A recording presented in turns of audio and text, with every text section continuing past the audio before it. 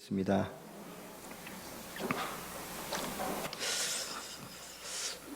교회 다니는 사람이 왜 그래? 교회 다닌다거나 하지 말지. 저런 분은 교회 안 나왔으면 좋겠어. 혹 이런 이야기를 하시는 것들을 들어본 적이 있으십니까? 사실 누군가에게 그런 이야기를 하는 것을 듣게 되어지면 마음이 아픕니다. 왜 저런 이야기를 들어야만 할까? 왜 저런 이야기를 듣고 살까?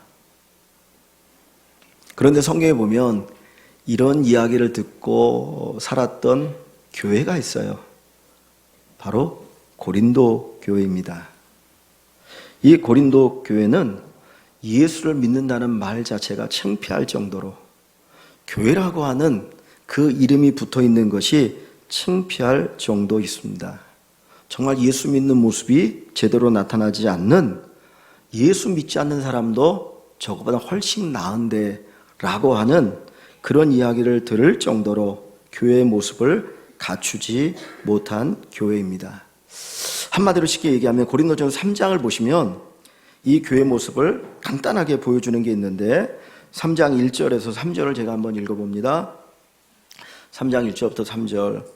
형제들아, 내가 신령한 자들을 대함과 같이 너희에게 말할 수 없어서 육신에 속한 자 곧 그리스도 안에서 어린 아이들을 대함과 같이 하노라. 내가 너희를 젖으로 먹이고 밥으로 아니하였노니 이는 너희가 감당하지 못하였이거니와 지금도 못하리라.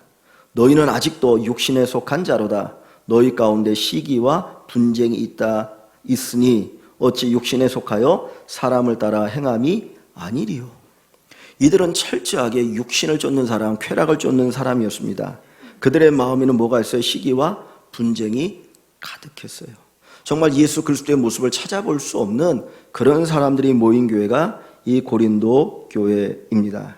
그런데 이 고린도 교회 이처럼 정말 예수 믿는 사람의 모습을 볼 수 없는 이 교회를 바라보면서 우리가 포기해야 될까? 저 교회는 안 돼. 저기는 아무런 희망이 없어. 그렇게 얘기해야 될까? 우리 주변에 예수를 믿지만 교회는 나오지만 정말 신앙인의 모습을 볼 수 없는 사람들을 볼 때에 정말 그들을 포기하고 내려놓아야 할까요? 사실 우리 스스로 내려놓고 싶은 마음도 있습니다. 목사로서 저 사람은 아닌가? 저 사람은 가라지인가? 천국은 곡식과 알곡과 가라지가 같이 섞여 있다는데 저 사람은 알곡이 아닌 가라지인가? 라고 의심이 들 정도, 그래서 포기하고 싶은 마음이 들 정도의 사람들이 모인 교회가 고린도 교회입니다. 그럼 포기해야 됩니까? 내려놓아야 됩니까? 근데 주님은 포기하지 않으셔요. 자, 오늘 우리 본문 8절을 한번 봅니다. 8절을 보시면 같이 읽습니다. 주께서 너희를 우리 주 예수 그리스도의 날에 책망할 것이 없는 자로 끝까지 견고하게 하시리라. 아멘. 주께서 너희를 우리 주 예수 그리스도의 날에 책망할 것이 없는 자로 끝까지 견고하게 하시리라. 책망할 것이 없다라고 하는 게 뭡니까? 완전하다, 온전하다, 사랑받는다, 존경받는다, 칭찬받을 만하다라는 의미가 담겨 있지요. 그러니까 지금은 사람들로부터 손가락질 당하는 그런 성도이지만 하나님께서 이 사람들을 사랑받고 존경받고 칭찬받을 만하고 모든 사람에게 모범이 될 만한 그런 사람으로 세우실 것이다. 이것이 하나님의 계획이에요. 우리는 겉모습만 봅니다. 현재의 모습만 봅니다. 저 사람이 아무런 소망이 없어, 희망이 없어, 포기해야 돼. 그런데 하나님은 포기하지 않으셔요. 하나님은 그 사람을 통해서 우리가 상상할 수 없는 어마어마한 일들을 하기를 계획하고 계십니다.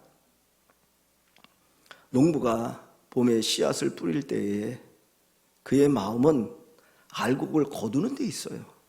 그런데 가을에 그 곡식을 거두기 위해서는 봄이 지나고 여름이 지나가야 합니다. 그런데 그때 수많은 일들이 이제 비가 오지 않아서 가뭄이 들면 그 심은 씨앗이 자라도록 거기다 물을 대주고요.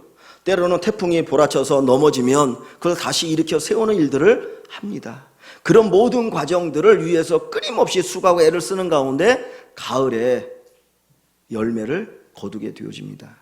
하나님께서 우리를 구원하셨다고 하는 것은 씨앗을 심으신 것과 같아요. 저와 여러분의 마음속에 믿음의 씨앗을 심으셨습니다. 복음의 씨앗을 심으셨습니다. 처음에는 이 씨앗이 뭔지 구별도 되지 않아요. 여기에 뭐가 있겠는가 기대도 안 돼요. 그러나 한 사람을 향한 가능성이 아니라 하나님이 복음의 씨앗을 심으셨기에 가을이 되어지면 하나님은 반드시 거두실 겁니다.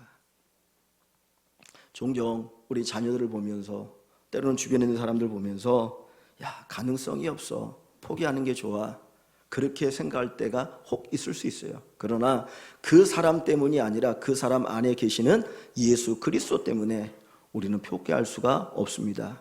하나님이 포기하지 않으시고요, 하나님이 그 일을 행하시는 거죠. 오늘 4절 말씀 봅니다. 4절에 보시면 4절에 그리스도 예수 안에서, 그리스도 예수 안에서 그랬어요. 우리가 포기하지 않고 살아갈 수 있는 힘, 근거는 뭡니까? 그리스도 예수입니다. 우리가 그리스도 예수 안에 있고 예수님이 우리 안에 거하셔요. 우리는 우리의 힘으로 사는 것이 아닙니다. 우리의 가능성으로 사는 것이 아니고 우리 안에 계신, 우리가 그분 안에 있는 예수 그리스도, 그분의 능력과 그분의 은혜와 그분의 가능성으로 살아가기 때문에 비록 지금 보잘것없고 하찮았지만 그러나 하나님은 위대한 일을 우리를 통해서 이루실 것입니다. 그 믿음이 저와 여러분들에게 있기를 주 이름으로 간절히 축원합니다. 여기 그리스도 예수 안에서 너희에게 주신 하나님의 은혜로 말미암아. 우리가 그리스도 안에 있고 하나님 우리에게 또 뭘 주셨어요? 은혜를 주셨어요. 은혜란 내가 받을 만하니까 받을 수 있는 게 아니고 받을 만한 자격이 없음에도 주는 것이 은혜 아닙니까? 하나님의 은혜가 여러분의 삶을 멋있게 만들 것이고 여러분의 자녀들을 복되게 할 것이고 여러분의 모든 것들을 새롭게 하실 것을 믿으시는 귀한 은혜가 있어지기를 다시 한번 주 이름으로 간절히 축원합니다. 바울은 이 고린도 교회 성도들을 바라볼 때 책망할 것이 없는 자로 세우실 그것을 보았어요. 지금은 별 볼 일 없는 사람들이지만 하나님이 그들을 책망할 것이 없는 자로 세우실 것을 바라보고 있는 것입니다. 오늘 우리의 눈이 현재도 보아야 되지만 현재 보는 것으로 머물지 않기를 원합니다. 미래를 바라보는 눈이 있기를 원합니다. 지금 이 바울은 어디를 보고 있어요? 고린도 교회 성도들의 미래를 보고 있어요. 하나님이 저들을 통해서 어떤 일을 행하실 것일까? 하나님께 어떻게 역사하실 것인가를 보는 거죠. 즉 다시 말하면 고린도 교회 성도들을 보는 것이 아니라 그 안에 계신 예수 그리스도를 보는 거예요. 우리가 성도 한 분 한 분을 볼 때마다 겉모습으로 보는 것이 아니라 그 안에 계신 주님을 바라보십시오. 내게 은혜 주신 주님은 그분에게도 은혜 주십니다. 내 안에 역사하신 하나님은 그분 안에도 역사하여 주십니다. 어떤 분이 정말 신실한 아주 좋은 믿음의 사람으로 세워졌다면 우리에게도 그 가능성이 있어요. 내게 가능성이 아니라 내 안에 계신 그리스도, 그분을 통해서 우리에게 가능성이 있다고 하는 것을 분명하게 믿기를 원합니다. 누구든지 그리스도 안에 있으면 새로운 피조물이라. 누구든지 그분이 어떤 사람이든지 그리스도 안에 있으면, 예수 그리스도 안에 있으면 새로운 피조물이 되어집니다. 너희 안에 착한 일을 시작하신 이가 그리스도 예수의 날까지 이루실 것을 믿노라. 여러분 안에 복음의 씨앗을 뿌린 것을 믿으십니까? 그렇다면 열매 맺게 하실 그 하나님의 능력을 믿으시고 기대하시기를 원합니다. 그것이 바로 믿음입니다. 그래서 히브리서의 11장에 믿음은 바라는 것들의 실상이요 보지 못하는 것의 증거다 그랬어요. 믿음은 현실을 보는 것이 아니고 현실 너머를 보는 겁니다. 하나님을 바라보는 겁니다. 하나님 능력을 보는 겁니다. 기드온이라고 하는 사람, 그는 겁쟁이였어요. 그래서 그 정말 약탈당할까 봐 숨어서 탈곡할 정도로 겁쟁이였는데 하나님이 그를 세우시니까 300명을 데리고 13만 5천 명을 싸워서 이겨요. 기드온이 능력이 있고 가능성이 있는 게 아니고 그 기드온을 쓰시는 하나님이 능력이 있고 가능성이 있으신 분이에요. 그래서 예수 그리스도를 만나면, 그분의 은혜를 만나면 사람은 달라집니다. 변화됩니다. 놀라운 주의 역사를 체험합니다. 여기 있는 모든 분들이 그런 은혜를 체험하기를 원합니다. 오늘 이 본문을 다시 한번 보시면 4절에 바울의 감사가 기록되어 있습니다. 4절 같이 읽습니다. 그리스도 예수 안에서 너희에게 주신 하나님의 은혜로 말미암아 내가 너희를 위하여 항상 하나님께 감사하노니. 자, 바울은 하나님 앞에 감사합니다. 일반적인 감사는 과거나 현재 때문에 감사하죠. 과거의 어떤 좋은 사건 때문에 하나님 앞에 감사하고 현재 내가 누리고 있는 그 복 때문에 하나님께 감사하는 거예요. 그런데 바울의 감사는 그 감사가 아닙니다. 사실 고린도 교회의 모습을 보면 감사할 거리가 하나도 없어요. 그들이 하고 있는 모든 일들을 보면 정말 근심과 걱정거리입니다. 이 고린도전서 1장 이하에 보면 그들의 모습을 보여주는 것들이 몇 가지가 있는데, 첫 번째 뭐냐면 이 교회 안에 파당이 많아요. 누구파 해가지고 끼리끼리 모여갖고 싸웁니다. 두 번째는 음행이 있는데 어느 정도냐, 자기 아버지가 새어머니를 맞이했어요. 근데 그 새어머니와 아들이 동침을 해요. 세 번째는 교회 안에 성도들 가운데 싸움이 붙었어.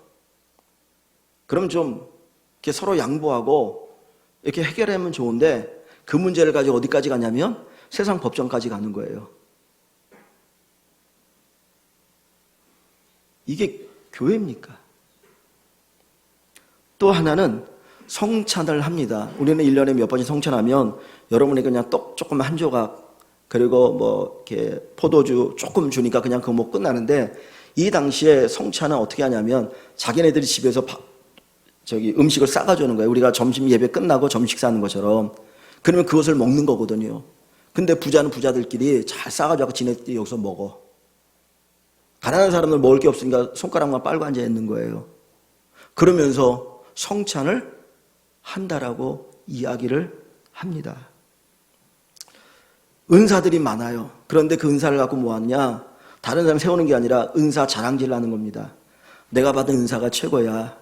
아니야, 내가 받은 은사가 최고야. 그래가지고 교회가 완전히 분란이 일어나고 난리가 납니다. 이런 교회가 없을 정도예요. 그런데 바울은 그 교회를 바라보면서 오늘 하나님 앞에 뭘 합니까? 하나님께 감사하노니. 바울의 감사는 지금 현재 그 모습을 보고 감사하는 게 아니에요. 우리가 살아가는 삶 속에서 나의 현재의 모습을 보면서 감사할 수 있는 것이 얼마나 되겠습니까? 이거는 하나님 앞에 원망과 불평거리 아닙니까? 하나님, 내가 그 고린도에 가서 어떻게 교회를 세웠는데, 내가 1년 반, 2년 동안 정말 죽을 목숨을 다해서 그렇게 복음을 전했고 교회를 세웠는데 떠나고 나니까 이게 어떻게 된 겁니까? 하나님 어찌 이럴 수 있습니까? 하나님 원망을 불평해야 되는데, 바울 사도는 하나님 앞에 오히려 감사하고 있다는 거예요. 무슨 감사입니까? 현재를 보고 감사하는 것이 아니라 미래를 바라보고 감사하는 거예요. 하나님이 이루실 그 모습, 하나님께서 이들을 새롭게 빚으실 그 모습을 바라보면서 감사하고 있는 겁니다. 우리가 하나님 앞에 감사하는 것은 현재 내가 이만큼 누린 역사가 아니라 하나님 앞으로 어떻게 이루실 것인가. 우리 아이를 인하여서 감사할 때 그 아이가 앞으로 하나님께서 이렇게 놀라운 일을 이루실 것을 보고 감사하는 겁니다. 우리 교회를 바라볼 때 현재 부족한 모습이 많아요. 그래서 그것 때문에 원망하는 게 아니라 앞으로 하나님이 우리 교회를 이렇게 놀라웠게 쓰실 것을 바라보면서 감사하는 거예요. 이것이 바로 바울의 감사입니다. 그래서 여기 본문을 다시 보시면 4절에 그 감사에 대한 표현이 이렇게 나와 있어요. 그리스도 예수 안에서 너희에게 주신 하나님의 은혜로 말미암아 내가 너희를 그 다음 뭐예요? 조사가 위하여 항상 하나님께 감사하노니. 전치사가 너희를 위하여예요. 보통 우리 같으면 어떻게 감사하니까 너희 때문에 감사하죠. 그죠? 너희 때문에 하나님께 감사합니다. 그런데 바울은 너희 때문이 아니라 너희를 위하여 감사하는 거예요.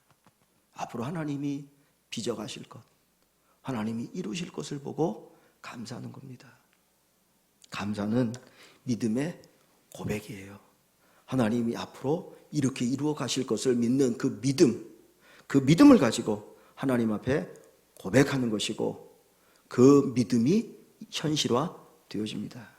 그래서 구하는 기도, 하나님 이렇게 해주십시오, 이렇게 해주십시오, 이렇게 해주십시오 구하는 기도보다 감사의 기도가 능력이 있습니다. 하나님, 비록 내 아들이 지금 이렇게 부족하지만 하나님이 이 아이를 귀하게 쓰실 걸 믿습니다. 하나님이 내가 상상할 수 없는 위대한 일을 행하는 하나님의 아들이 되게 하실 것을 믿습니다. 그리고 감사의 기도를 드려보세요. 가능성은 우리에게 있지 않아요. 하나님에게 있어요. 바울 사도도 이 교회의 가능성을 그들에게 두지 않고 하나님께 두며 감사를 합니다. 이런 감사가 여러분들의 가득하기를 주의 이름으로 축원합니다. 여기 5절에 보면 이는 너희가 그 안에서 예수 안에서 모든 일 곧 모든 언변과 모든 지식에 풍족함으로 했습니다. 그러니까 고린도 교회 성도들은 뭐가 풍족했어요? 언변과 지식이 풍족했어요. 언변이라고 하는 게 뭡니까? 말이죠, 말을 아주 잘했다는 거예요. 뭐 논리적으로 사람들을 감동시킬 정도로 설득시킬 정도로 그렇게 말을 잘하는 사람들이 있어요. 또 지식에 풍족했다. 이 지식은 무슨 지식입니까? 성경 지식이겠죠. 하나님을 아는 지식이 많은 거예요. 뭐 구약 성경에도 잘 알고 있고 잘 배워서 성경 지식이 풍족해요. 또 7절에 보면 너희가 무엇에? 모든 은사에 부족함이 없이, 그러니까 하나님 주시는 여러 가지 은사가 있는 거예요. 뭐 방언의 은사, 병 고치는 은사, 무슨 은사 막 많아요. 그런데 이들의 모습은 어떻다고요? 육신에 속한 자로다. 그들은 언변도 좋아요, 지식도 많아요, 은사도 많이 받았어요. 그런데 그들의 하는 행동을 보면 뭐와 같습니까? 어린아이와 같아요. 철저하게 자기중심적이에요. 쾌락적이에요. 예수 믿는 모습이 하나도 안 보여요. 그러면 여러분, 그들을 바라볼 때 무슨 마음이 듭니까? 모르면 이해는 가지.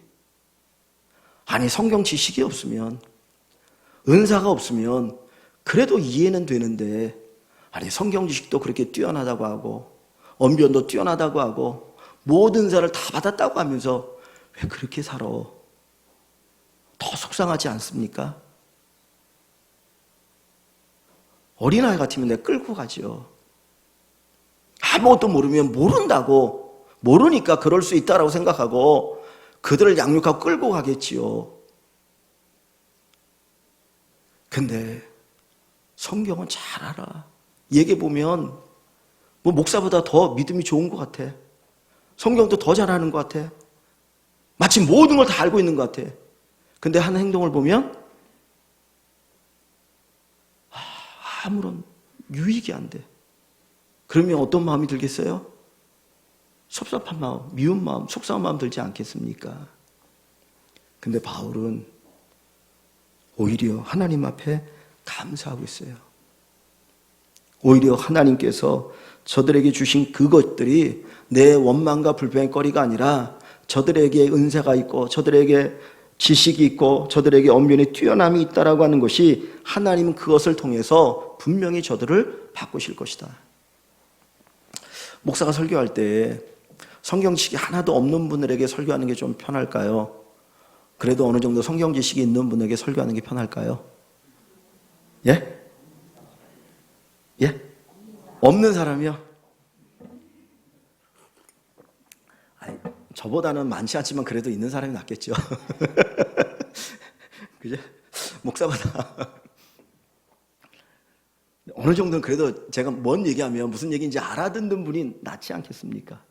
여러분 한번 생각해 보세요. 여러분이 성경 지식이 아무것도 없는데 설교를 듣는 게 은혜가 되겠습니까? 아니면 좀 성경 지식이 있어가지고 설교를 들을 때 지금 목사님 무슨 얘기를 하는구나, 하나님이 어떻게 역사하신다는 얘기를 하는구나, 알 수 있잖아요. 그죠?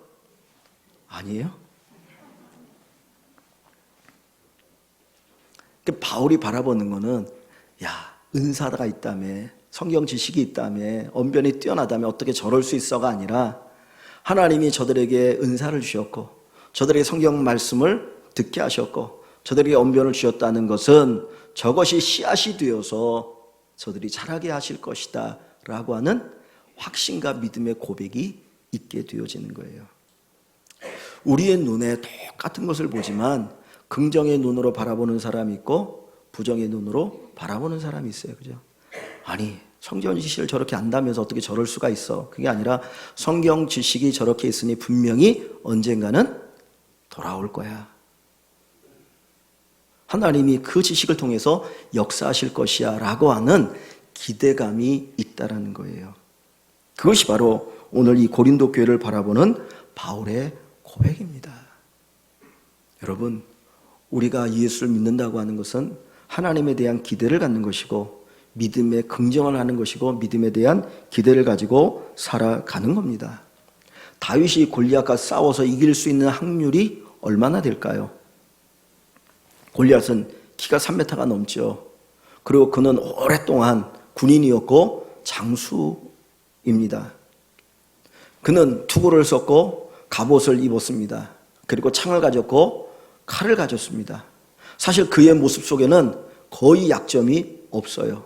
그런데 다윗은 목동이었습니다. 전쟁을 한 번도 해본 적이 없습니다. 그의 손에 창이 있는 것도 아니고 칼이 있는 것도 아니고 그는 오직 물맷돌 5개를 가지고 있었을 뿐이에요. 그런데 어떻게 그 골리앗을 이길 수 있습니까? 그는 그 골리앗을 볼 때 그 안에 있는 약점을 분명히 보았어요. 그것이 어디입니까? 바로 얼굴, 그 중에 여기 미간이겠죠. 조기가 맞으면 골리앗은 쓰러질 거야. 거기 맞으면 쓰러질 거야. 그리고는 물매를 돌려서 물맷돌을 던졌는데 어디에 맞습니까? 바로 그 미간에 맞고 그는 쓰러져 죽습니다. 사람의 가능성으로는 보면 없어요. 그리고 다윗이 혼자 싸웠다면 이길 수 없어요. 그러나 다윗 안에는 누가 계십니까? 만군의 여호와이신 하나님이 계셔요. 그 안에 주님이 계시기 때문에 다윗은 긍정의 시각을 가질 수 있었던 것입니다. 왕도 모든 사람도 우리는 결코 골리앗을 이길 수 없다. 그러나 다윗은 아니야. 하나님이 함께 하시니 바로 그것을 통해서 하나님은 물리쳐 주실 것이다. 하나님은 하십니다. 우리 스스로에게는 가능성이 없어요.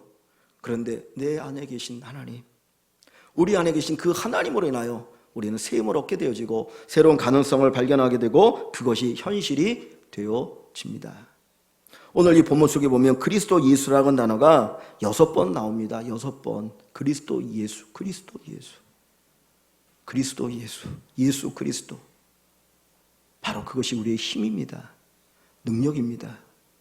어떤 망나니 같은 사람일지라도 그리스도 예수를 만나면 삶은 달라집니다. 주님 만나는 귀한 축복을 풍성하게 누리시기를 주의 이름으로 축원합니다. 하나님께서 이 고린도 교회 성도들을 책망할 것이 없는 이렇게 존경받는 믿음의 사람으로 세우시기 위해서 하나님이 또 하나 하십니다. 9절 말씀을 봅니다. 9절 같이 봅니다. 9절 너희를 불러 그의 아들 예수 그리스도 우리 주와 더불어 교제하게 하시는 하나님은 미쁘시도다. 자, 누구와 교제합니까? 예수 그리스도와. 하나님께서 이 고린도 교회 성도들과 교제하신다라고 말씀하셔요. 우리 같은 외면할 사람들이죠. 아유, 어떻게 저런 사람들과 같이 교제하고 친구가 될 수 있어. 그런데 하나님은 기꺼이 그들과 친구가 되어 주셔요. 여러분, 사람은 누군가를 만나고 누군가 교제하다 보면 닮아가고 배우게 됩니다. 근데 제가 아는 것, 그냥 제가 느낀 건 뭐냐면 교실에서 배우는 지식도 귀하지만은 개인적으로 만남 속에서 배우는 지식이 풍성합니다. 그냥 대화 속에서 흘려지는 그 한마디 한마디가 내 인생의 뼈가 되어지고 큰 교훈이 될 때가 많아요. 신학교 3년을 다녔지만 신학교 3년 다니는 속에서 배웠던 그 지식이 저의 목회를 이끌어가기보다는 제가 만났던 좋은 목회자들, 선배들, 어른들을 통해서 그 한마디 한마디 들려줬던 것들이 저의 목회에 큰 뼈대가 됩니다. 아, 저게 너무나 귀하구나. 귀하구나. 하나님과의 만남, 주님과의 교제, 이것은 우리의 삶에 힘이 되어져요. 주님과의 교제를 통해서 우리는 닮아가게 되어집니다. 변화되어집니다. 그래서 책망할 것이 없는 온전한 자로 세우는 은혜가 있게 되는 거예요. 예수님께서 우리 죄를 속하기 위해서 이 땅에 제물로 오셨습니다. 그런데 로마서 5장에 보면 그 예수님을 무슨 제물이라고 이야기하나요? 예수님은 우리의 무슨 제물이 되셨으니? 라고 얘기합니까? 성경에 5가지 제사가 있다고 그랬죠. 번제도 있고 속죄제도 있고 속건제도 있고 화목제도 있고 소제도 있고, 소제는 곡물로 드리는 제사고 나머지는 다 짐승으로 드리는 제사잖아요. 근데 예수님은 무슨 제물이 되셨으니? 라고 얘기합니까? 화목제물이 되셨다고 그랬어요. 근데 여러분 보세요. 우리의 죄를 속하기 위해서는 예수님 무슨 제물이 돼야 되는 거예요? 속죄제물이라고 얘기해야 돼요. 그런데 거기에 속죄제물이라고 쓰지 않고 무슨 제물? 화목제물이라고 했어요. 화목제물이 뭡니까? 하나님과 우리 사이를 화목하게 하는 제물인 거예요. 다시 말하면 교제를 회복하는 제물인 거예요. 왜 예수님을 속죄제물이라는 표현을 쓰지 않고 화목제물이라는 표현을 썼을까요? 그 죄로 인해서 하나님과 우리의 관계가 단절되어졌어요. 교제가 끊어졌어요. 그런데 다시 그 교제를 연결시켜주는 역할을 하려고 하시는 거예요. 그냥 우리 죄 하나 용서해주는 끝나면 우리는 또다시 죄를 지어요. 또다시 그 인생길을 가요. 또다시 악한 길을 가게 되어지고 별 보려는 인생길을 가거든요. 그런데 예수님과 같이 만나 교제하는 삶을 살게 되면 예수님을 닮아가니까 달라진다니까요. 사람이 누구와 교제하느냐가 중요하잖아요.